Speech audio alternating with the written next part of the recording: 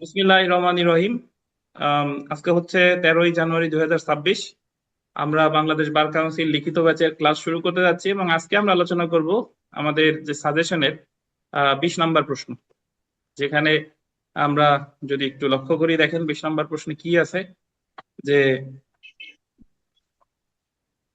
ফৌজদারি রিভিশন বলতে কি বোঝেন, উক্ত আইন অনুযায়ী রিভিশন সংক্রান্ত বিধান সমূহ আলোচনা করুন, বা দায়রা জজ বা হাইকোর্ট রিভিশনের রিভিশন সংক্রান্ত ক্ষমতা বর্ণনা করুন। একটি রিভিশন আদালত কি খালাসের আদেশকে সাজার আদেশে রূপান্তর করতে পারে?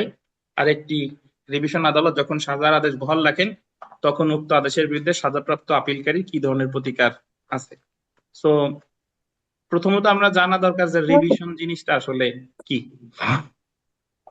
দেখেন, গতদিন আমরা আপিল করছি। আপিল হচ্ছে একটা কায়েমি অধিকার, এবং আপনাদের মনে থাকা উচিত যে সর্বক্ষেত্রেই করা যাবে হলো কি আপিল। যদি কোনো ক্ষেত্রে আপিল দায়ের করা না যায়, সেই ক্ষেত্রেই করা যায় কি রিভিশন। তো আপিলের ক্ষেত্রে কখনো কখনো খালাসের ক্ষেত্রে আপিল দুইটা আদালতে করা যায়, দায়রা জজ, হাইকোর্ট। দণ্ড বৃদ্ধির আপিল আবার হাইকোর্টে করা যায়, আবার সংশ্লিষ্ট আদালতেও করা যায়। তাহলে আপিলের ক্ষেত্রে কিন্তু অনেক আদালতেরই মোটামুটি আপিল এখতিয়ার আছে। কখনো সিজিএম এর আছে, কখনো দায়রা জজের আছে, কখনো হাইকোর্টের আছে, কখনো সিএমএম এর আছে, কখনো জেলা ম্যাজিস্ট্রেটেরও আছে। বাট রিভিশন এখতিয়ার মাত্র দুইটা আদালতের আছে। এই দুইটা আদালত হলো, এক নম্বর হচ্ছে দায়রা জজ, দুই নম্বর হচ্ছে হাইকোর্ট বিভাগ।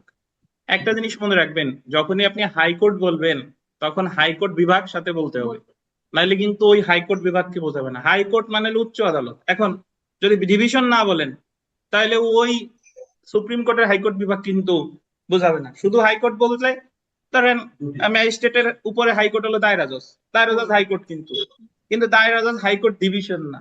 যদি হাইকোর্ট ডিভিশন বলি, তাহলে বোঝাবে কোনটা? সুপ্রিম কোর্টের হাইকোর্ট ডিভিশন। তো বেসিক বেসিক পার্থক্য, মানে সূক্ষ্ম পার্থক্য হয়তো আপনার কাছে মনে আচ্ছা। তো তাহলে আপিল আমরা পড়েছিলাম যে আপিল করে কিন্তু দুইটা ক্ষেত্রে ভাই, একটা হলো ঘটনাগত ভুল আর একটা হলো আইনগত ভুল, বা ঘটনাগত প্রশ্নে, আইনগত প্রশ্নে, নাকি? আর appeal can be claimed as of right, মানে আপিলকে অধিকার হিসেবে দাবি করা যায়। বুঝতে পারছেন? কিন্তু রিভিশন করা যায় শুধুমাত্র আইনগত প্রশ্নে, এবং আইনগত প্রশ্নের ক্ষেত্রে যখন ন্যায় বিচার কি হয়েছে, ব্যাহত হয়েছে, শুধুমাত্র সেই ক্ষেত্রে রিভিশন করা যায়, এবং রিভিশনকে কখনো অধিকার হিসেবে দাবি করা যায় না। তো এই হলো মোটামুটি আপিল আর রিভিশন। আমরা এর আগেও পার্থক্য পড়েছি। আমাদের দেওয়া ফৌজদারি কার্যবিধিতে যেভাবে আপিলের কোনো সংজ্ঞা দেয় নাই, রিভিশনেরও কোনো সংজ্ঞা দেয়। আমরা চলে আসি রিভিশনের সংজ্ঞায় চলে আসি। দেখেন উত্তর, রিভিশন এটা হলো উচ্চ আদালত কর্তৃক নিম্ন আদালতের, এবং এই সংজ্ঞা আসলে মুখস্থ না, আপনি নিজে নিজে মনে রাখবেন। উচ্চ আদালত কর্তৃক নিম্ন আদালতে আন্ডারলাইন করবেন, আইনগত ভুল ত্রুটি সংশোধনের প্রক্রিয়াকে ফৌজদারি রিভিশন বলে। আপিলের নাই, ফৌজদারি রিভিশন আন্ডারলাইন করবেন, কায়েমি অধিকার নয়। এটা কি নয়? কায়েমি অধিকার নয়, অর্থাৎ রিভিশন দায়ের করাকে অধিকার হিসেবে দাবি করা যায় না। রিভিশন সম্পর্কে ফৌজদারি কার্যবিধি 1898 এর 435 থেকে 442 ক, কত থেকে কত? 435 থেকে 442 ক ধারা পর্যন্ত আলোচনা করা হয়েছে। আর ফৌজদারি কার্যবিধি 1898 অনুযায়ী দুইটি আদালত, বল দিবেন দুইটি আদালত রিভিশন করতে পারে। তো আমরা চলে আসি দুইটি আদালত কারা কারা। দুইটি আদালত চলে আসি, দেখেন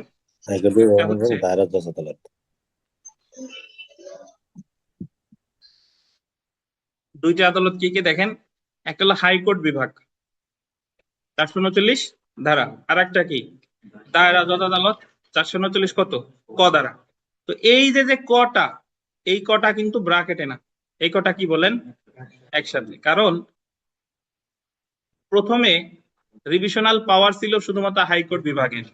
আগে ফৌজদারি কার্যবিধি যখন প্রণয়ন করা হয়, তখন রিভিশনাল পাওয়ার কিন্তু দায়রা জজের ছিল না।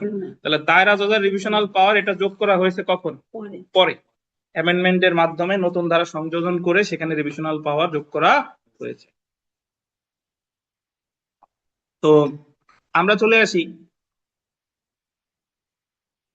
এর মধ্যে একটা কথা বলে রাখি, সেটা হলো যে রিভিশনের ক্ষেত্রে আপনি যে ক্ষেত্রে যে ক্ষেত্রে নিম্ন আদালতে যাওয়া যায়, মানে দায়রা জজের কাছে যাওয়া যায়, সেক্ষেত্রে দায়রা জজকে পার করে আপনি হাইকোর্টে যেতে পারবেন না। ঠিক আছে? কারণ ওই যে এটা মানে নিম্ন আদালতে যাওয়া গেলে নিম্নটাই যেতে হবে, সরাসরি উচ্চ আদালতে যাওয়া যাবে না। তো এখন হাইকোর্ট বিভাগে যান আর দায়রা জজে যান, যে জায়গায় রিভিশনে যান না কেন, এই 439 বা 439 ক এর সাথে আপনাদের জানার সাথে আরো একটা ধারা যোগ করতে হবে, সেটা হলো 435। 400 কত? 35। 435-এ অ্যাকচুয়ালি আছে নথি তলব। নথি তলব মানে হলো যে কোনো জিনিস আমরা বুঝবো। দেখেন, নথি তলব মানে হলো, আচ্ছা নথি তলবের আগে বোঝাই যে কখন দায়রা জজের কাছে রিভিশন হবে আর কখন হাইকোর্টে রিভিশন হবে। সহজ থিওরি, খালাসের মতো। যে যে কোনো ম্যাজিস্ট্রেট যদি কোনো ম্যাজিস্ট্রেটের আদেশ বা রায়ের বিরুদ্ধে রিভিশন হবে কোথায়? অবশ্যই সেটা আপিল অযোগ্য হতে হবে। ম্যাজিস্ট্রেটের আদেশ বা রায়ের বিরুদ্ধে আপিল হবে, আপিল অযোগ্য রায়ের বিরুদ্ধে রিভিশন হবে কোথায়? দায়রা আদালত। আর দায়রা আদালত যদি দেয়, দায়রা আদালত মিনস সেশন জাজ, এডিশনাল সেশন জাজ এন্ড জয়েন্ট সেশন জাজ, এই তিনজন যদি দেয় তাহলে রিভিশন হবে কোথায়? হাইকোর্ট। বুঝেন কিনা? সহজ থিওরি।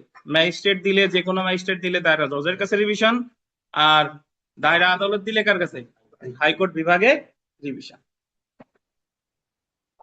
তো এখন একটা জিনিস খেয়াল করবেন, যে যে কথা বলতেছিলাম যে রিভিশন আপনি যেখানেই করেন না কেন তার সাথে আর একটা জিনিস যোগ হবে, সেটা হলো 435। 435 কেন? প্র্যাকটিক্যালি বুঝেন। ধরেন আপনারে আমি একটা যদি এইভাবে বলি যে আমলি আদালতে আপনি মামলা করতে গেছিলেন, আপনার মামলা খারিজ করে দিছে, নাকি মামলা খারিজ করে দিছে, বা আসামির অব্যাহতি দিছে ম্যাজিস্ট্রেট আদালত, যাই হোক না কেন। এখন খারিজ করুক আর অব্যাহতি করুক, এর বিরুদ্ধে রিভিশন করা যায়। যেহেতু ম্যাজিস্ট্রেট খারিজ করছে বা ম্যাজিস্ট্রেট অব্যাহতি দিচ্ছে, তাহলে রিভিশন করবো 439 ক ধারায় দায়রা জজের কাছে। এখন একটা জিনিস মনে রাখেন, দায়রা জজের কাছে তো আমি যাই রিভিশনে নালিশ করতেছি নাকি, যে আমার মামলা কেন খারিজ করলো, আমার অব্যাহতি কেন আসামিরে দিল, তাই তো? কিন্তু দায়রা জজের কাছে ওই মামলার নথিপত্র কি কিছু আছে? কোনো নথিপত্র কিন্তু নাই। এখন আপনি রিভিশন করতেছেন, তাহলে রিভিশন দায়রা আদালত শুনবে, সেই শোনার সাথে সাথে আপনাকে আদালতের কাছে গিয়ে নথি তলবের আবেদন করতে হবে, যে আপনি কষ্ট করে ওই নথিটা নিম্ন আদালত থেকে আপনার কাছে আনেন। তাহলে রিভিশন আপনি করতেছেন 439 কতে, আর নথি তলবের আবেদন করতেছেন কততে? 435-এ। যা আগে আপনি নথি আনেন, তারপরে আপনি এটা দেখেন। বুঝতে পারছেন? হ্যাঁ বলেন। হ্যাঁ, মানে রিভিশন আপনি যে জায়গায় যান 435 ধারাটা লাগবে, নথি তলব। হাইকোর্টেও যদি যান, হাইকোর্টে কি এই নিম্ন আদালতের নথিপত্র আছে? তাহলে 435 আমার 439-এর সাথে যোগ করতে হবে কত? 435। বুঝতে পারছেন? পুট আপ শুনছেন? যারা কোর্টে যায় পুট আপ শুনছেন, যারা যান নাই তারা শুনেন নাই। পুট আপ মানে হলো নথি তলব। আপনি আপনারা জামিন দেয় নাই, জামিন শুনানি করতে গেছেন দায়রা জজ কোর্টে, বা এমনি যেদিন শুনানি ধার্য তারিখ না সেদিন জামিন চাচ্ছেন। এখন আপনার মামলার নথিপত্র তো ওই দিন কোর্টের কাছে নাই, ওই দিন তো কোর্টের কাছে নাই। তাহলে পুট আপের আবেদন করেছেন, যে আগে নথি তলব করে তারপরে কি করতে যাই? জামিন শুনানি করতে চাই। তাহলে পুট আপের আর এক বাংলা শব্দ কি? নথি তলব। পুট আপ কিন্তু ফৌজদারি কার্যবিধি যদি তল্লাশিও করেন, কোন জায়গায় কিন্তু পুট আপ শব্দ নাই। ঠিক আছে? তো তাহলে আমার মনে রাখতে হবে যে রিভিশন আমি 439-এ যাই আর 439 কতে যাই, যেখানেই যাই না কেন আমার সাথে লাগবে কত? 435। ধন্যবাদ। তো এখন প্রশ্নে জানতে চাইছে যে রিভিশন সংক্রান্ত বিধানাবলী আলোচনা করুন। যেহেতু রিভিশন সংক্রান্ত বিধানাবলী চাইছে, তাহলে আমরা বিস্তারিত সব আলোচনা করবো, 435 থেকে শুরু করে 435, 36, 439, 39 ক। তো প্রথমে আমরা আসি নিম্ন আদালতের নথি তলবের ক্ষমতা, দণ্ড স্থগিত, জামিন। 435 ধারা। অ্যাকচুয়ালি 435-এ 3টা ক্ষমতা আছে। কি কি? এই যে দেখেন, নথি তলবের ক্ষমতা 1, দণ্ড স্থগিত 2, আর একটা কি? জামিন। এই জামিনটা কে দিবে? ডিভিশন আদালত। আমরা যখন আপিল আদালতে জামিন চাইছিলাম কতদিন, কত ধারায় বলেন, মনে আছে? 426 আর 427, মনে আছে? তাহলে আপিল আদালতে জামিন চাওয়া যায় 426, 427 ধারায়, আর রিভিশন আদালতে জামিন চাইবে কততে? ফৌজদারি কার্যবিধির 435 ধারা অনুযায়ী অধস্তন আদালত থেকে নথি তলব করার ক্ষমতা 2 ধরনের আদালতের রয়েছে। কার কার আছে দেখেন? একটা হলো হাইকোর্ট বিভাগ আর একটা কি দায়রা জজ আদালত। নিম্নলিখিত দুইটি কারণে নথি তলব করা যায়। কি কি কারণ দেখেন? কোন আদেশের সিদ্ধান্ত, দণ্ডাদেশ, আদেশের সত্যতা, নির্ভুলতা, আইনগত বৈধতা যাচাই করার জন্য, অথবা মানে কোন আদেশ কি ঠিকঠাক ভাবে দিছে কিনা। আইনগত বৈধতা মানে কি আইনে এটা ঠিকঠাক ভাবে দিছে কিনা। কোন আদালতের কার্যক্রমের নিয়মানুগত্য সম্পর্কে সন্তুষ্ট হওয়ার জন্য। নিয়মানুগত্য বানান যদি না পারেন লিখতে যাবেন না, বলবেন এইভাবে কোন আদালত তার নিয়ম ঠিকঠাক ভাবে পালন করেছে কিনা, এটা সন্তুষ্ট হওয়ার জন্য। তো আমরা চলে আসি পরের পেজে। দেখেন যে ফৌজদারি কার্যবিধি 435 ধারার অধীন হাইকোর্ট বিভাগ বা যে কোনো দায়রা জজ তার অধীনস্থ যে কোনো নিম্ন আদালতের নথি তলব করে আইনগত ভুল, আন্ডারলাইন করেন, আইনগত ভুল বা অনিয়ম ন্যায় বিচারের উদ্দেশ্যে সংশোধন করতে পারে এবং সেই সাথে দণ্ড কার্যকর স্থগিত রেখে কোনো অভিযুক্তকে কি দিতে পারে? বল দিবেন, জামিনে মুক্তি দিতে পারে। তাহলে দণ্ড স্থগিত করতে পারে, আবার জামিনেও কি দিতে পারে? মুক্তি দিতে পারে। তো যদি বলে রিভিশন আদালত নথি তলব করে কত ধারায়? 435। যদি বলে রিভিশন আদালত দণ্ড স্থগিত করে কত ধারায়? 435। যদি বলে রিভিশন আদালত অভিযুক্তকে জামিন দেয় কত ধারায়? 435। বুঝছেন? আচ্ছা, আমরা ব্যাখ্যায় চলে আসি। এই ধারার অধীনস্থ আদালত বলতে বোঝানো হয়েছে যে সকল দায়রা আদালত এবং ম্যাজিস্ট্রেট হাইকোর্ট বিভাগের অধীন সকল ম্যাজিস্ট্রেট বা দায়রা জজের অধীনে বোঝাবে। মানে এটার অর্থ হলো হাইকোর্ট বিভাগের অধীনস্থ ওনার নিচে যা আছে সবাই, আর দায়রা জজের অধীনস্থ যত ম্যাজিস্ট্রেট আছে সবাই কার অধীনস্থ? দায়রা জজ। আর সকল ম্যাজিস্ট্রেট, দায়রা জজ এরা কার অধীনস্থ? হাইকোর্টের। তাহলে 435 ধারায় বিথিকা কি কি আছে?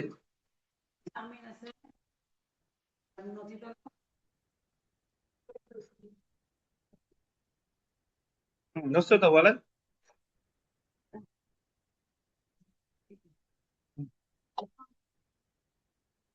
আচ্ছা, এখন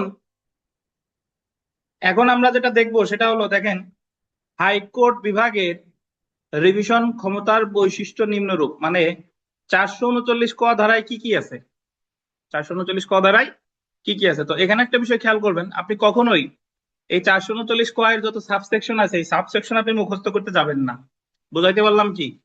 আমরা এইভাবে লিখবো যে হাইকোর্ট বিভাগের রিভিশন ক্ষমতা 439 ধারায় আলোচনা করা হয়েছে, নিম্নে বিস্তারিত আলোচনা করা হলো, স্টার দিয়ে দিয়ে লিখে দিব। বোঝা গেল?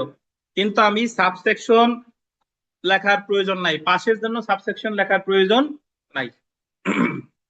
আর সাবসেকশন লিখতে গিয়ে যদি আমি ভুল লিখি তার সাথে না লেখা ভালো। বুঝাইতে পারলাম? তাহলে যদি আমরা চলে আসি, প্রথমে কি ক্ষমতা আছে দেখেন।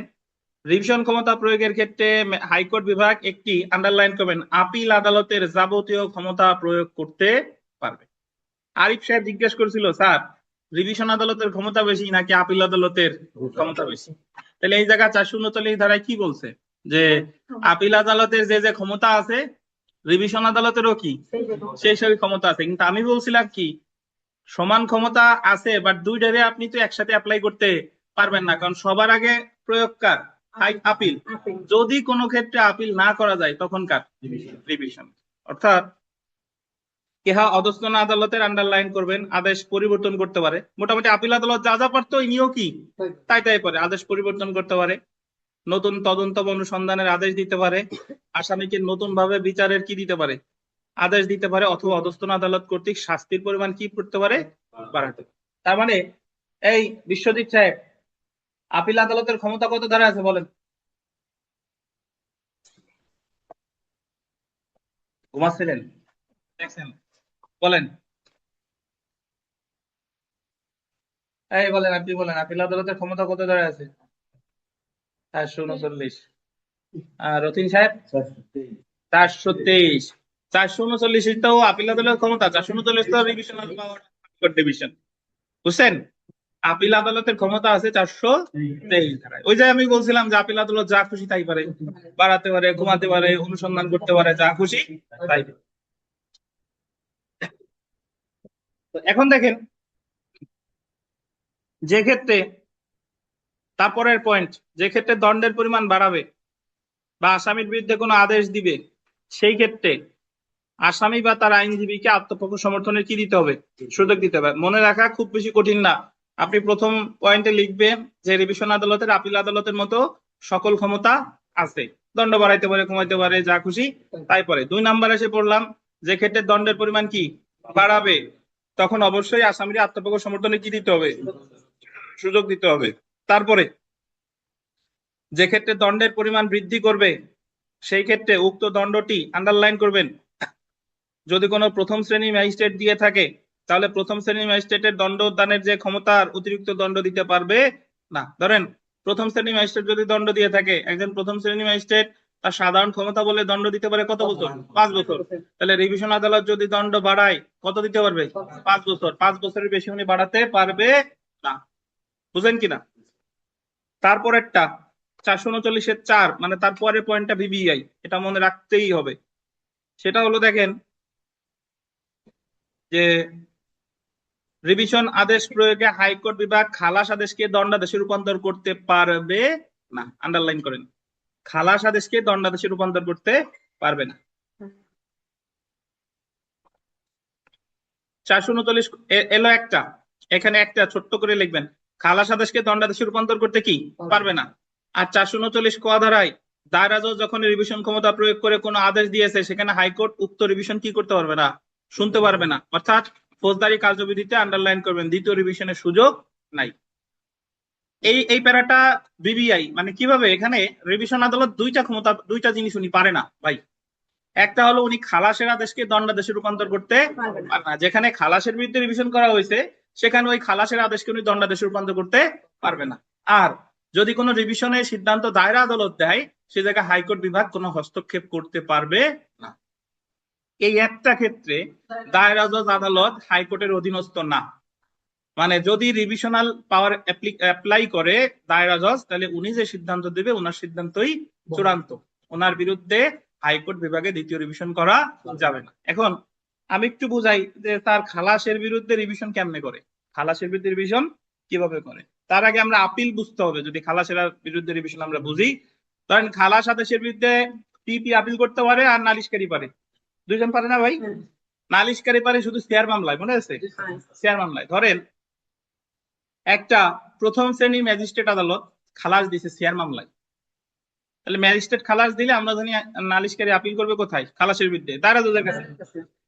দায়রা জজ ওই খালাস আদেশ বহাল রাখছে, দায়রা জজ খালাস আদেশ বহাল রাখছে। এখন দায়রা জজ যদি খালাস আদেশ বহাল রাখে, এর ভিতর নালিশকারী তো 2 বার আপিল করতে পারে না, মনে আছে কিনা? 2 বার আপিল করতে পারে কে? পিপি। তাহলে এই ক্ষেত্রে নালিশকারীর প্রতিকার কি? রিভিশন। কোথায় করবে? হাইকোর্টে। এখন হাইকোর্টে যদি রিভিশন করে, এই 439 ধারে বলছে যে হাইকোর্ট বিভাগ খালাসের আদেশকে দণ্ডাদেশে রূপান্তর করতে পারে। তাহলে এখন মনে হয় না যে খালাসের আদেশকে যদি দণ্ডাদেশে রূপান্তর করতে নাই পারে, তাহলে খালি খালি অত দূর যে লাভ কি? ঠিক আছে? হ্যাঁ,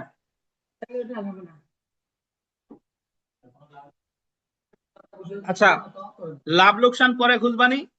আপাতত মাঝে মাঝে বুঝেন যে রিভিশন আদালত দুইটা ক্ষমতা পারে না, একটা হলো খালাসের আদেশকে দণ্ডাদেশে রূপান্তর করতে পারে না, আর একটা কি করে না? দ্বিতীয় রিভিশন করা যাবে না। হাইকোর্ট বিভাগ দ্বিতীয় রিভিশন করা যায় না, বা দ্বিতীয় রিভিশন করা ক্ষমতা নেই ফৌজদারি কার্যবিধি অনুসারে। তারপরে পয়েন্টটা দেখেন, যেখানে আপিলের বিধান আছে, আন্ডারলাইন করেন, যেখানে আপিলের বিধান আছে কিন্তু আপিল করা হয়নি, সেখানে যে পক্ষ আপিল করতে পারবে সেই পক্ষের আবেদনের ভিত্তিতে আদালত কোনো রিভিশন ক্ষমতা প্রয়োগ করবে না, বিবিআই। যেখানে আপিলের বিধান আছে কিন্তু কি আপিল করা হয়নি, আপিল করা হয়নি, তাহলে যে পক্ষ আপিল করতে পারতো সে রিভিশনও করতে পারবে। আপনি আপিল করে ব্যর্থ হয়েছেন তাইলে রিভিশন করতে পারতেন, কিন্তু আপিলই আপনি করেন নাই, তাহলে রিভিশনও করা যাবে না। বুঝতে পারছেন? তাহলে মনে রাখা, এইভাবে মনে রাখতে হবে যে হাইকোর্ট বিভাগ তার রিভিশন ক্ষমতা প্রয়োগকালে আপিল আদালত যা যা পারে তাই তাই পারে। দণ্ড বাড়াইতে হলে অবশ্যই অপরপক্ষরে শুনতে হবে। প্রথম শ্রেণী ম্যাজিস্ট্রেট যে দণ্ড দিতে পারতো তার চেয়ে বেশি দণ্ড দিবে না। তারপরে পড়লাম যে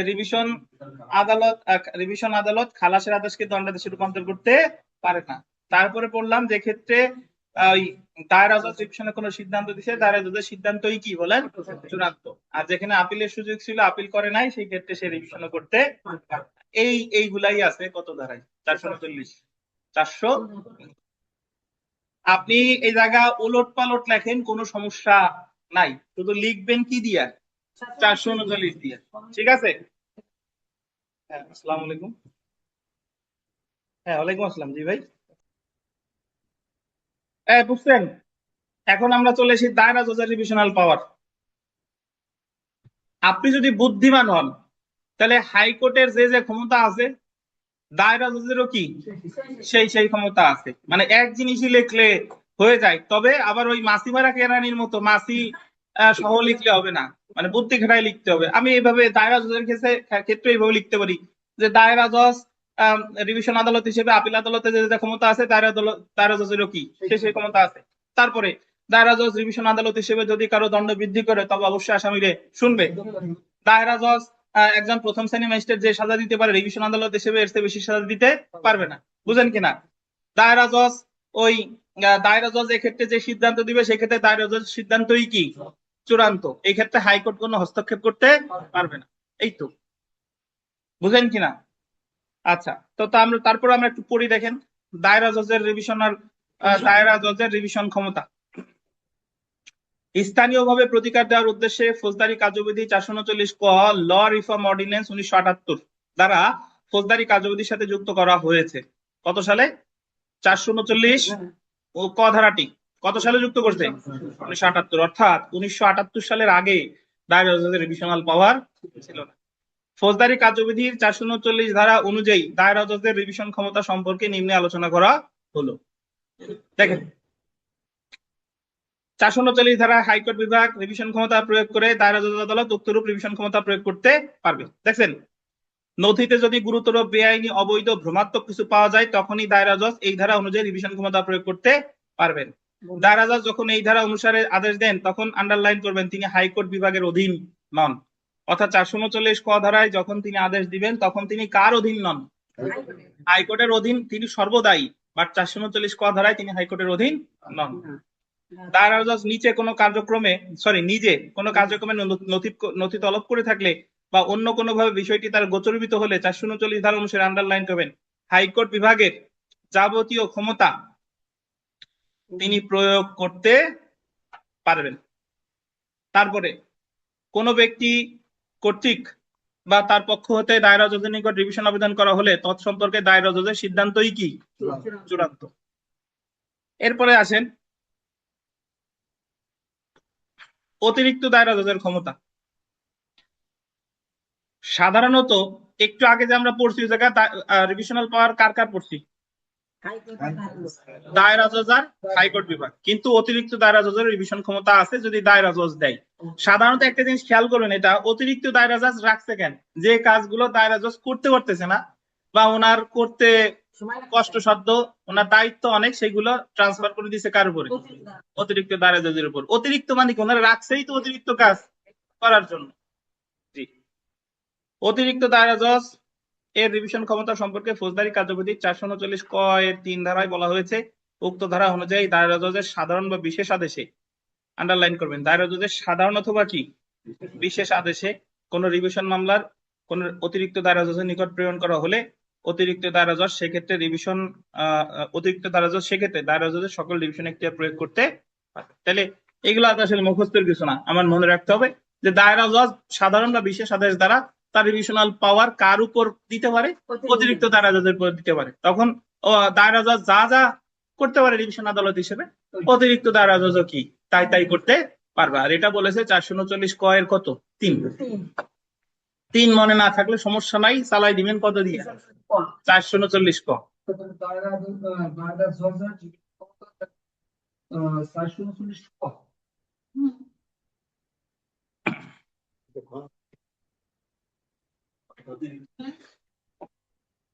আচ্ছা, তাহলে যদি পরীক্ষায় প্রশ্ন আসে যে রিভিশন কি, রিভিশন সংক্রান্ত বিধানাবলী আলোচনা করুন, তখন কিন্তু আপনাকে 435 থেকে 439 ক আলোচনা করতে হবে।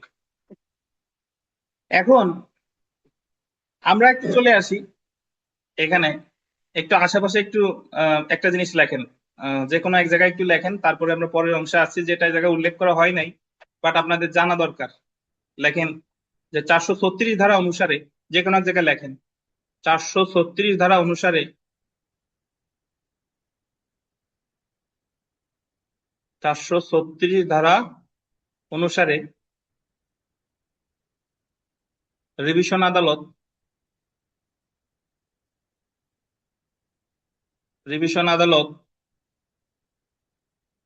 অধিকতর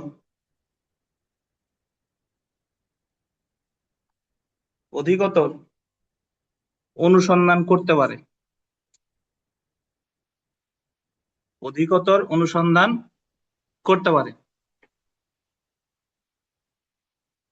করতে পারে দাঁড়ি সাধারণত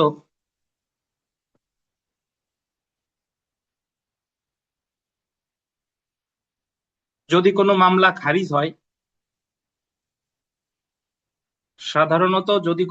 খারিজ হয়,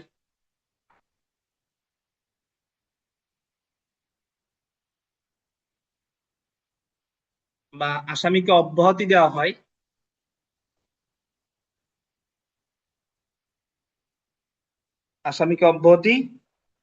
দেওয়া হয়,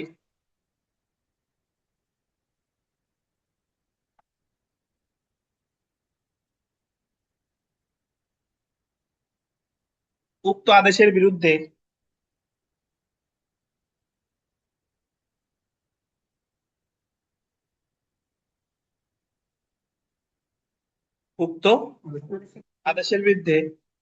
রিভিশন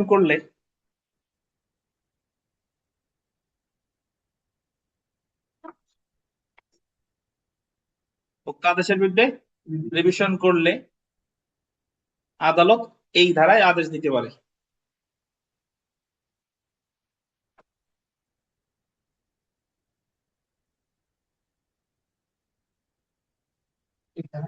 আদেশ দিতে পারে।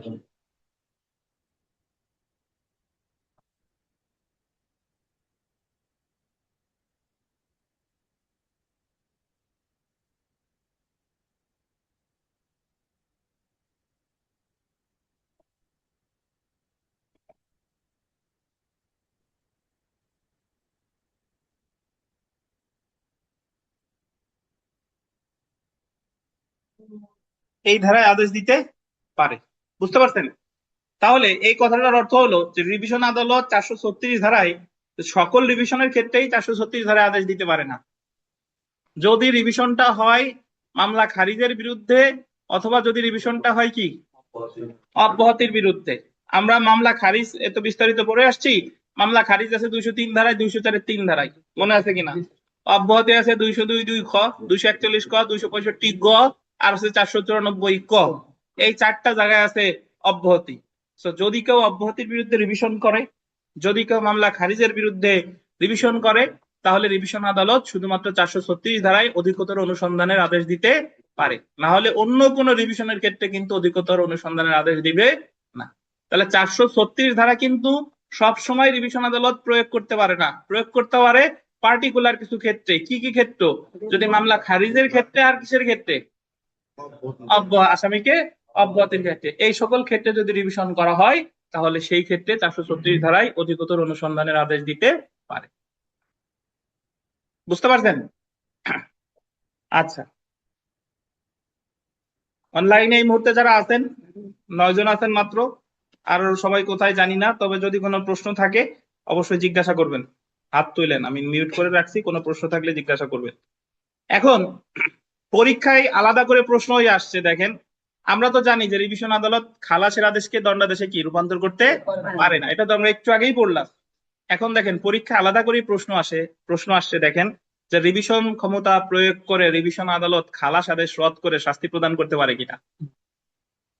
রিভিশন ক্ষমতা প্রয়োগ করে রিভিশন আদালত খালাস আদেশ রদ করে শাস্তি প্রদান করতে কি পারে কিনা। এটা তো নিষেধ করছে কত ধারায়? 439 ধারায়, যে রিভিশন আদালত খালাসের আদেশকে দণ্ডাদেশে রূপান্তর করতে পারে। একটু পড়ি যে ফৌজদারি কার্যবিধি 439(4) ধারায় বলা হয়েছে, রিভিশন আদালত রিভিশন ক্ষমতা প্রয়োগ করে খালাস আদেশ রদ করে শাস্তি বা দণ্ড প্রদান করতে কি বলেন পারেন। তবে আন্ডারলাইন করবেন, উচ্চ আদালতের বিভিন্ন মামলার সিদ্ধান্তে খালাস আদেশের বিরুদ্ধে মন্তব্য করেছে এবং এই খালাস আদেশ কি করেছে রদ করেছে। উচ্চ আদালতের বিভিন্ন সিদ্ধান্তে আসে যে রিভিশন আদালত বিশেষ ক্ষেত্রে খালাসের আদেশ রদ করে শাস্তি দিতে পারে। খালাস আদেশ রদ করার ক্ষমতা খুবই কি সীমিত। তবে রিভিশন আদালতে খালাস আদেশ শুধুমাত্র তখনই রদ করতে পারবে, আন্ডারলাইন করবেন, যখন সুনির্দিষ্টভাবে উপনীত হওয়া যাবে যে খালাসের পক্ষে বিচারিক আদালতের কোন যুক্তিসঙ্গত সাক্ষ্য দ্বারা সমর্থনযোগ্য নহে। Abdul Aziz বনম Sekendar Ali 50 DLR AD 111। তাহলে সারমর্ম দাঁড়াইলো, যদি উচ্চ আদালত বলছে যদি মারাত্মক অনিয়ম হয় বিচারের ক্ষেত্রে, যদি এটা দেখা যায় যে বিচারিক আদালত কোনো সাক্ষ্য নাই খালাস দেওয়ার মতো, বাট তারপরেও তারে খালাস দিয়ে দিছে, তখন রিভিশন আদালত তারে কি করতে পারে, তারে খালাসের আদেশকে দণ্ড দিতে পারে। তবে এটা অবশ্যই কি খুবই মানে সীমিত আকারে বা খুবই গুরুত্বপূর্ণ ক্ষেত্রে, যে ক্ষেত্রে দেখবে যে নিম্ন আদালত তাকে শুধুই খালাস দিয়েছে, বাস্তবে খালাস দেওয়ার মতো কারণ সেখানে ছিল না নথিবদ্ধ পর্যালোচনা করে। তো তাহলে যদি বলে যে রিভিশন আদালত খালাসের আদেশকে দণ্ডাদেশে প্রদান মানে পরিণত করতে পারে কিনা বা রূপান্তর করতে পারে কিনা, প্রথম উত্তর হলো না। তবে উচ্চ আদালতের নজির অনুসারে সীমিত ক্ষেত্রে পারে। এবং এই প্রশ্নটা যদি এসেই যায় তাহলে এই মামলার রেফারেন্স কিন্তু আপনার দিতে হবে আব্দুল আজিজ বনাম সেকেন্দার আলী, 50 DLR AD 111। আরিফ সাহেব, এই মামলাটা কি জিয়ার মামলা না সিয়ার মামলা? বনাম তো সব জায়গায় আছে। বনাম ছাড়া কোনো মামলা আছে বলেন দি?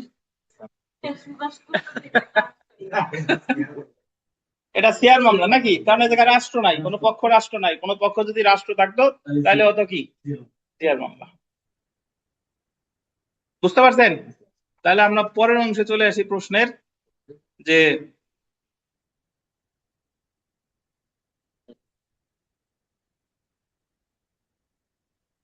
হ্যাঁ মিঠুন বলেন, আসেন বলেন। স্যার এই শুধু কি মানে খালার আদেশটা রদই করতে পারবে নাকি শাস্তিও দিতে পারবে? শাস্তিও দিতে পারবে।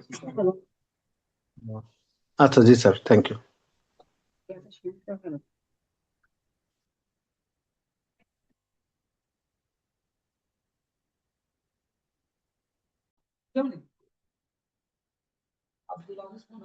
আচ্ছা এখন দেখেন, আমরা চলে আসি, কিছু যদি মনে না থাকে সেই ক্ষেত্রে তো আপনার একটা কিছু তো ধরতে হবে। আমরা চলে আসি, দেখেন যে রিভিশন আদালত সাজার আদেশ বহাল রাখলে আবেদনকারীর প্রতিকার, এই কথাটার অর্থ কি? ধরেন দায়রা জজের কাছে রিভিশন করে 439 ক, আর হাইকোর্ট বিভাগে রিভিশন করে 439। এখন আমরা জানি যে দায়রা জজের কাছে 439 ক ধারায় রিভিশন করলে দায়রা জজ যে সিদ্ধান্ত দিবে সেটা কি চূড়ান্ত, এর বিরুদ্ধে হাইকোর্ট বিভাগে দ্বিতীয় রিভিশন করা যাবে না। তাহলে প্রশ্নে জানতে চাইছি যে দায়রা জজ আর রিভিশন আদালত হিসেবে কোনো সাজা বহাল রাখছে, এখন আবেদনকারীর প্রতিকার কি, মানে যে সংক্ষুব্ধ তার প্রতিকার কি? অথবা হাইকোর্ট বিভাগ রিভিশন ক্ষমতা প্রয়োগে একটা সাজা বহাল রাখছে, তাহলে এই ক্ষেত্রে ওই ব্যক্তির আর এই মুহূর্তে আর কি প্রতিকার আছে? এই হলো দুইটা প্রশ্ন। তো আমরা একটু পড়ি তাহলে ভালো বুঝতে পারবো। দেখেন যে ফৌজদারি কার্যবিধির 439 ক ধারায় বলা হয়েছে, কোন ব্যক্তি কর্তৃক বা তার পক্ষ থেকে দায়রা জজের নিকট কোন রিভিশন দরখাস্ত করা হলে সেই বিষয়ে দায়রা জজের সিদ্ধান্তই কি হবে, চূড়ান্ত হবে। এর বিরুদ্ধে কোনো আপিল করা যাবে না। এর বিরুদ্ধে হাইকোর্ট বিভাগে আপিলও করা যাবে না, রিভিশনও করা যাবে না। এছাড়া এই যে দেখেন ফৌজদারি কার্যবিধি 1898 এর রিভিউর কোনো বিধান নাই। তাই দায়রা আদালত যখন সাজার আদেশ বহাল রাখে তখন উক্ত আদেশের বিরুদ্ধে সাজাপ্রাপ্ত ব্যক্তির কোনো প্রতিকার নেই। তবে দায়রা জজ রিভিশন হিসেবে কোনো সিদ্ধান্ত দিলে, রিভিশন আদালত হিসেবে কোনো সিদ্ধান্ত দিলে উক্ত আদেশের বিরুদ্ধে, আন্ডারলাইন করবেন, ন্যায় বিচারের স্বার্থে ফৌজদারি কার্যবিধির 561 ক ধারার অধীন হাইকোর্ট বিভাগে কোয়াশমেন্ট এর আবেদন করা যেতে পারে। 561 গোল দিবেন, কোয়াশমেন্ট গোল দিবেন। তাহলে দায়রা জজ যদি রিভিশনে কোনো সিদ্ধান্ত দিয়ে থাকে সেই সিদ্ধান্তের বিরুদ্ধে হাইকোর্ট বিভাগে দ্বিতীয় রিভিশন করা যাবে না বটে, বাট হাইকোর্ট বিভাগে কি করা যাবে, কোয়াশমেন্টের আবেদন করা যাবে। কোয়াশমেন্ট হচ্ছে 561 A তে আমরা আলাদা প্রশ্নই পড়বো যে inherent power of the high court division আর যে ক্ষেত্রে আর কোনো প্রতিকার নাই সেই ক্ষেত্রে প্রতিকার পাওয়া মানে সর্বশেষ ধাপ হচ্ছে কি 561 ক তে কোয়াশমেন্টের আবেদন। তাহলে দায়রা জজ যখন রিভিশন আদালত হিসেবে কোনো সিদ্ধান্ত দিচ্ছে সেই ক্ষেত্রে প্রতিকার কি বলেন? 561 ক ধারায় কিসের আবেদন? কোয়াশমেন্টের আবেদন। বুঝছেন? আচ্ছা, এরপরে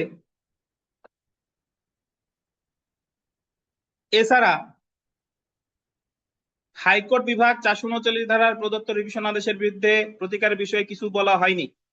তবে সংবিধানের আন্ডারলাইন করবেন 103 অনুচ্ছেদ অনুযায়ী আপিল বিভাগে আপিল করা যাবে। তাহলে হাইকোর্ট বিভাগ যদি রিভিশনে কোনো সিদ্ধান্ত দেয় সেই ক্ষেত্রে আমাদের সর্বশেষ প্রতিকার কি? ওই সিদ্ধান্তের বিরুদ্ধে কোথায় আপিল করা? আপিল বিভাগে। কিন্তু এই আপিল বিভাগে আপিলের কোনো কথা ফৌজদারি কার্যবিধিতে বলে না, এটা বলছে কোথায়? সংবিধানের কত অনুচ্ছেদে? 103। এই ক্ষেত্রে হাইকোর্ট বিভাগ যদি কোনো মৃত্যুদণ্ড বহাল রাখে, কোনো ব্যক্তিকে মৃত্যুদণ্ড বা যাবজ্জীবন কারাদণ্ডে দণ্ডিত করেন, তাহলে অধিকার বলে আপিল বিভাগে আপিল করা যাবে। এছাড়া অন্যান্য ক্ষেত্রে আপিল বিভাগে অনুমতি দিলে আপিল করা যাবে। এত কথা দিয়ে কাজ নাই। আপনি জাস্ট একটা কথা বলে দিবেন যে হাইকোর্ট বিভাগ রিভিশনের যে সিদ্ধান্ত দিবে সেই সিদ্ধান্তের বিরুদ্ধে প্রতিকার হলো আপিল বিভাগে আপিল করা। আর আপিল বিভাগে আপিলের বিধান আছে কত ধারায়? সংবিধানের 103 অনুচ্ছেদে। এতটুকু বুঝছেন? তাহলে আমরা জানলাম যে দায়রা জজ রিভিশন আদালত হিসেবে সিদ্ধান্ত দিলে প্রতিকার এক ধরনের, আর হাইকোর্ট বিভাগ রিভিশন আদালত হিসেবে সিদ্ধান্ত দিলে প্রতিকার কি আর এক ধরনের। রথীন সাহেব বলেন, দায়রা জজ রিভিশন আদালত হিসেবে সিদ্ধান্ত দিলে কি প্রতিকার আছে? কোয়াশমেন্টের আবেদন করবে কত ধারায়? 561 ক ধারায়। আরিফ সাহেব, হাইকোর্ট বিভাগ যদি রিভিশন আদালত হিসেবে সিদ্ধান্ত দেয় তাহলে কি প্রতিকার আছে? স্যার ওই হাইকোর্ট বিভাগের পাশে ওই স্যার আপিল বিভাগ আছে।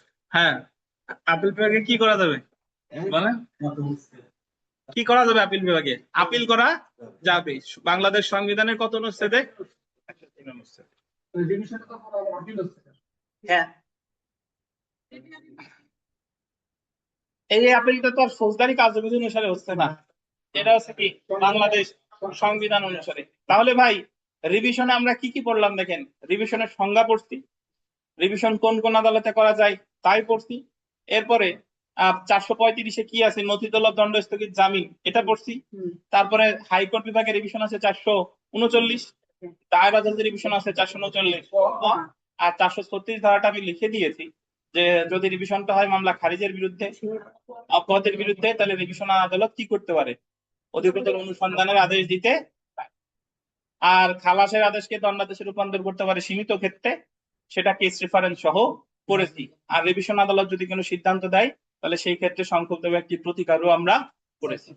তো রিভিশন নিয়ে কোনো প্রশ্ন থাকলে জিজ্ঞাসা করেন, অনলাইন অফলাইনে যারা আছেন দয়া করে জিজ্ঞাসা করেন।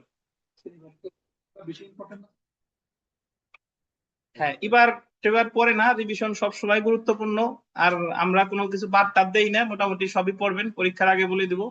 আপাতত রিভিশন যে কোনো পরীক্ষার জন্যই গুরুত্বপূর্ণ। আমি আমার কথা যদি বলি, যে ধরেন আমাদের পরীক্ষা হলো তখন আমি মাস্টার এলএলএম করতেছি, এলএলএম থাকা অবস্থায় এমসিকিউ দিছি 6 সেপ্টেম্বর 2013। এই দিন দিলাম হলো প্রিলি, রেজাল্ট দিল ওই দিন রাত 12টায়।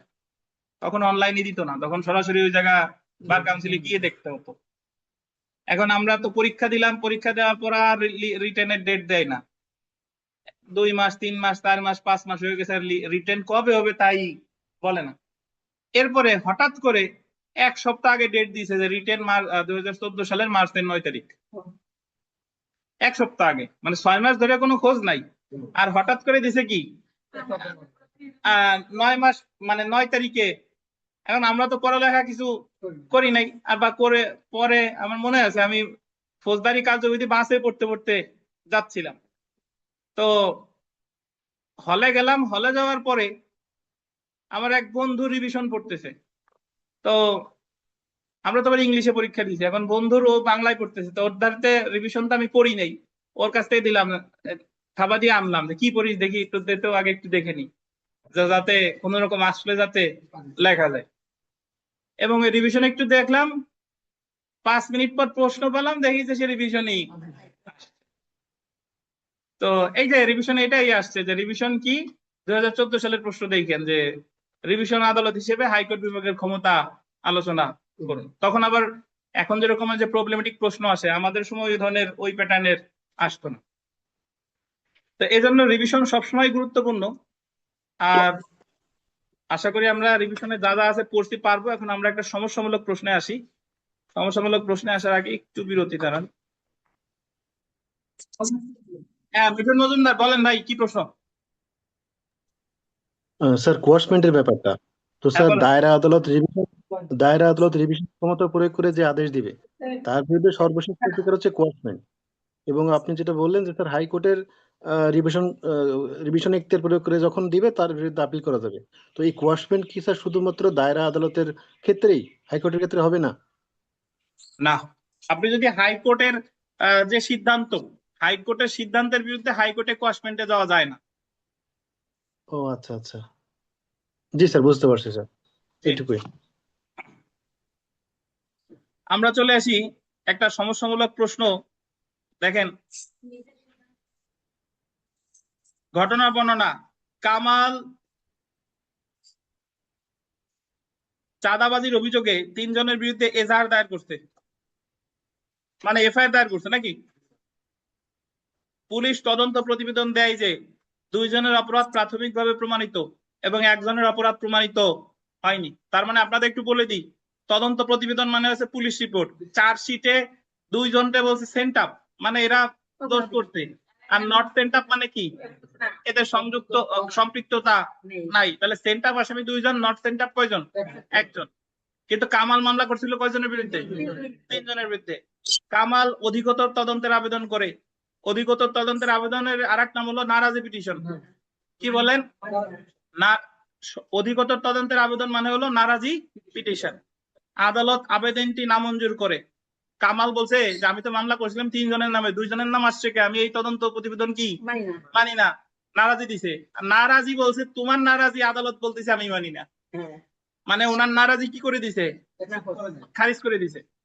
আচ্ছা, প্রতিবেদন গ্রহণ করে। এক্ষেত্রে কামালের প্রতিকার কি? আমরা জানি যে নারাজি পিটিশন যদি নামঞ্জুর হয়, নারাজি পিটিশন নামঞ্জুর মানে হলো মামলা খারিজের মতো। মামলা খারিজ হলে প্রতিকার কয়টা? 2টা। এক হলো কি কি? নতুন মামলা দায়ের আর রিভিশন দায়ের। তাহলে এই ক্ষেত্রে কি করা যাবে? নতুন মামলা করা যেতে পারে অথবা কি রিভিশনও করা যেতে পারে। তাহলে আমরা এর আগের 3 নিয়ম পড়ছিলাম, মনে আছে কিনা আপনাদের? পুরাতন যারা আছেন জানেন যে যে কোনো সমস্যামূলক প্রশ্ন আমরা 4 ধাপে লিখবো। ঘটনার বর্ণনা, বিচার্য বিষয়, আইনানুগ পর্যালোচনা আর কি বলেন সিদ্ধান্ত। ঘটনার বর্ণনা লিখবো, প্রশ্নে যা জানতে চাইছে তার আগ পর্যন্ত হবে ঘটনার বর্ণনা। তাহলে ঘটনার বর্ণনা অ্যাকচুয়ালি যে শুরু থেকে শুরু করে প্রতিবেদন গ্রহণ করে নাকি? এক্ষেত্রে কামালের প্রতিকার কি? এই লাইনটা বাদ যাবে। ঘটনার বর্ণনা এই কামাল থেকে শুরু করে প্রতিবেদন গ্রহণ করে এই পর্যন্ত। আর বিচার্য বিষয় আসবে এই যে যে লাইনটা আমরা ঘটনার বর্ণনার মধ্যে ঢুকাই নেই, অধিকতর তদন্ত প্রতিবেদন নামঞ্জুরের বিরুদ্ধে কামালের প্রতিকার কি আলোচনা করতে হবে। কামালের প্রতিকার কি এটা লিখবো না, এটা লিখবো যে এক্ষেত্রে কামালের প্রতিকার কি তা আলোচনা করতে হবে। তাহলে ঘটনার বর্ণনা, বিচার্য বিষয় লিখতে আমাদের আলাদা করে কিছু জানার প্রয়োজন নেই। এখন আমরা চলে আসি, আমাদের মনের কথা সব লিখবো কিসের ভিতরে? আইনানুগ পর্যালোচনার ভিতরে। তো দেখেন, আইনানুগ পর্যালোচনায় যদি আমরা আসি, যে আপনি আপনার মতো করে বলতে পারেন অনেক কথা, এ জায়গায় আসলে মুখস্থ করার কিছু নাই।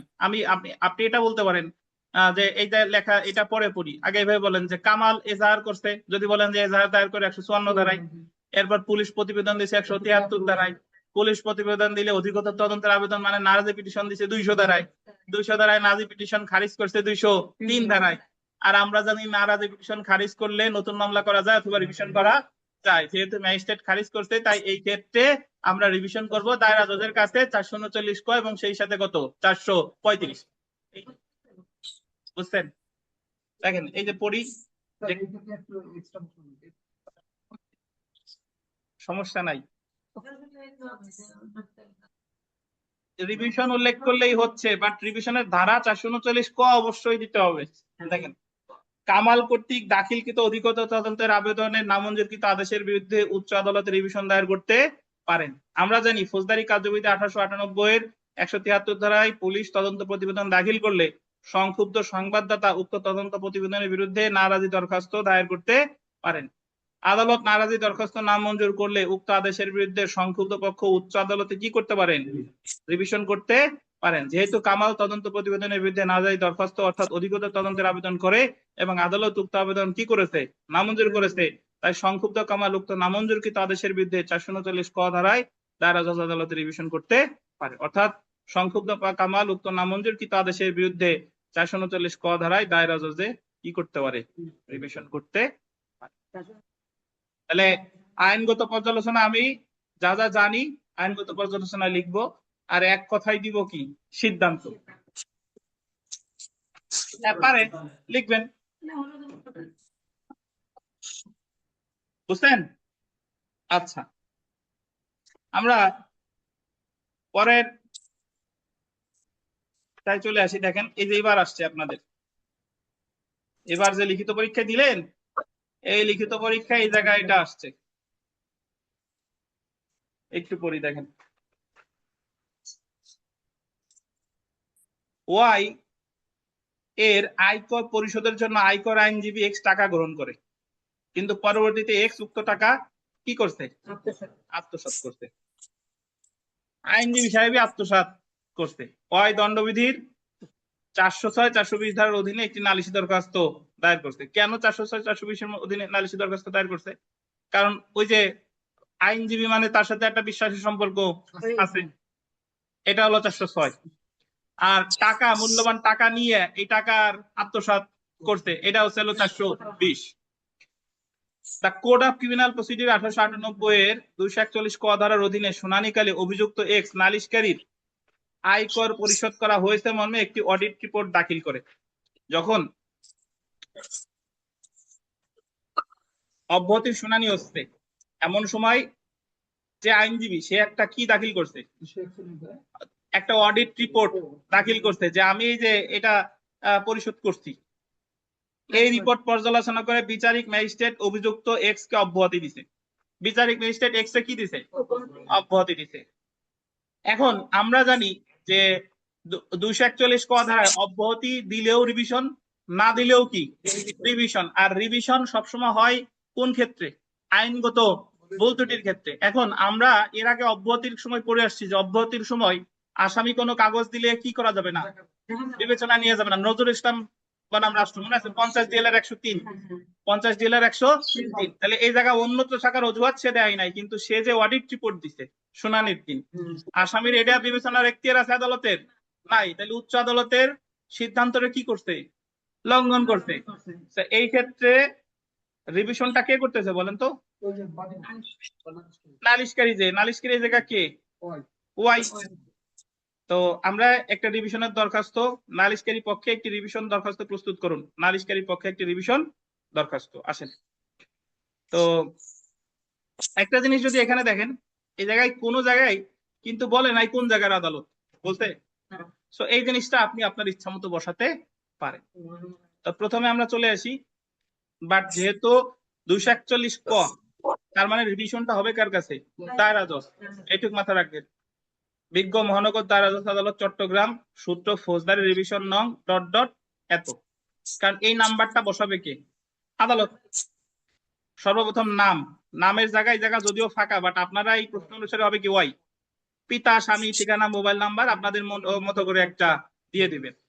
এই জায়গা বলছে রিভিশনকারী প্রার্থী, নাকি রিভিশনকারী বা বাদী লিখলেও কোনো সমস্যা নাই, কারণ এই মামলার বাদী তো সেই বনাম। এই জায়গা বনাম কি হবে, এক্স। পিতা, স্বামী, ঠিকানা, মোবাইল নাম, জাতীয় পরিচয়পত্র, প্রতিপক্ষ অবলিক দিয়ে লেখেন, প্রতিপক্ষ অবলিক দিয়ে লেখেন আসামি।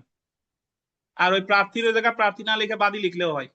প্রার্থীর জায়গা কি লিখবেন, বাদী। আর এই জায়গা প্রতিপক্ষের জায়গা লিখবো কি, অবলিক দিয়ে কি, আসামি।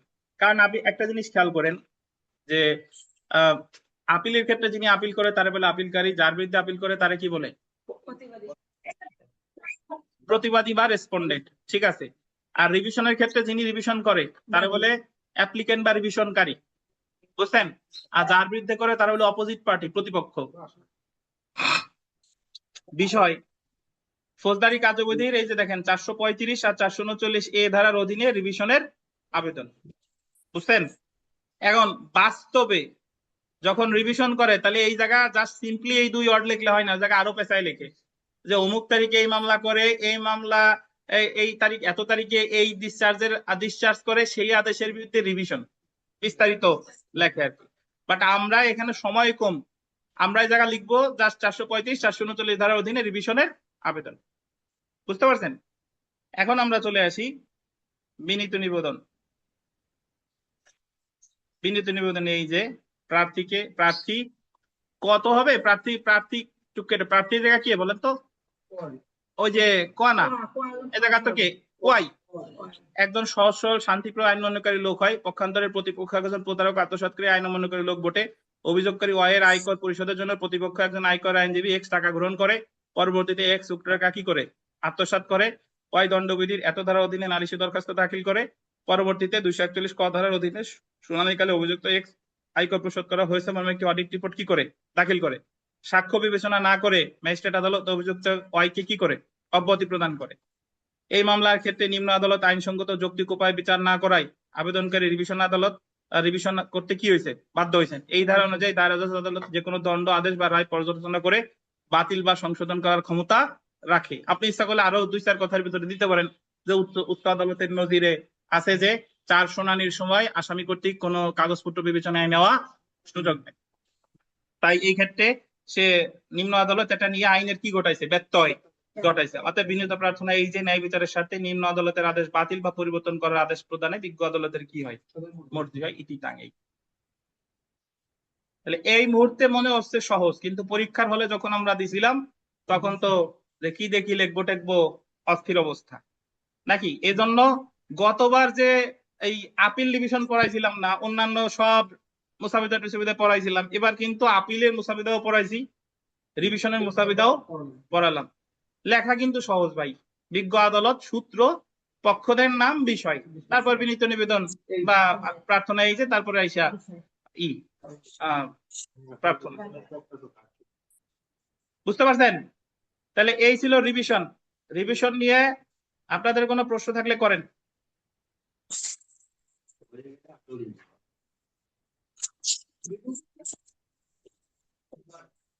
আর একটা কথা, এই যে যারা আপনাদের অফলাইনে আছে এদের ইনফর্ম করেন, রেগুলার আসতে বলেন, ভর্তি হইতে বলেন। আজকে আমাদের 31তম ক্লাস, ফৌজদারি কার্যবিধি কিন্তু অনেক দিন ধরে পড়াচ্ছি যে আপনাদের ডাকার জন্য। এতদিন ফৌজদারি শেষ হয়ে আমাদের দণ্ডবিধিতে আসার কথা, পরীক্ষাও নেই এই যে ধৈর্য ধরে আসি। সো আপনাদের ভর্তি হইতে হবে, আমি যেহেতু কষ্ট করছি ওই কষ্টের পারিশ্রমিক আমাকে দিতে হবে। অনলাইনে যারা আছেন আপনারাও পরিশোধ করবেন, ভর্তি হবেন, এটার করা যাবে না। দেখেন, আর আজকে এই পর্যন্তই। আগামী দিন আমরা 21 নম্বর প্রশ্ন জামিনেরটা পড়বো। আর পরীক্ষা আপাতত বলতেছি না, পরীক্ষা কবে নিব বলে দিব। দেখেন, প্রতিদিনের পড়া প্রতিদিন শেষ করে ফেলবেন। ভালো থাকেন, আল্লাহ হাফেজ।